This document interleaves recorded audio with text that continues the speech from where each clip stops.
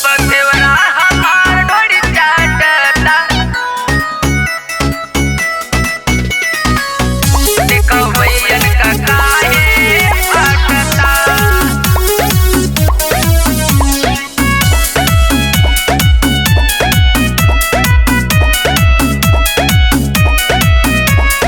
राजा जी हो मोरे राजा जी गईले बिहार पटना, रोज घर ही में देवरा करे घटना। राजा जी हो मोरे राजा जी गईले बिहार पटना, रोज घर ही में देवरा करे घटना। डोरी चटना देवर डोरी चाटता चाटता, जब देवरा हमार ढोड़ी चाटता, देखो भैयन का काहे फाटता। जब देवरा हमार ढोड़ी चाटता, देखो भैयन का काहे फाटता। देवरा हमार ढोड़ी चाटता, देखो भैयन का काहे फाटता।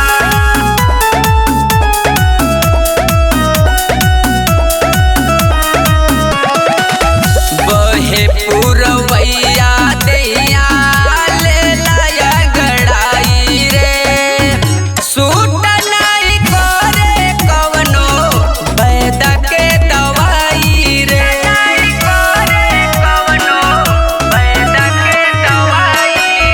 बहे पुरवैया दैया ले लाया गड़ाई रे, सूट नहीं करे कवनो वैद के दवाई रे। हर घड़ी डरतावे सुई में डोरा, लसाया सा फट देना सटी जाता कोरा।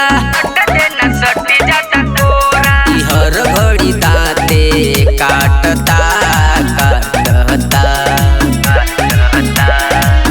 जब देवरा हमार ढोड़ी चाटता, देखो भैयन का काहे फाटता। जब देवरा हमार ढोड़ी चाटता, देखो भैयन का काहे फाटता। देवरा हमार ढोड़ी चाटता, देखो भैयन का काहे फाटता।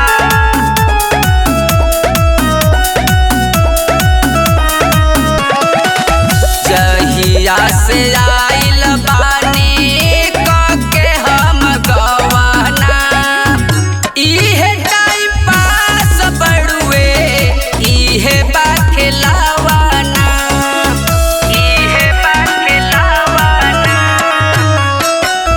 जहिया से आइल बानी काके हम गवाना, इहे टाइम पास बड़ुए इहे बा खिलावाना।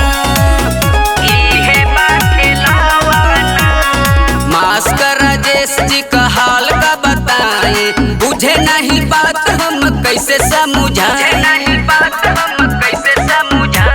ई रात भर खिड़की झांकता झांकता,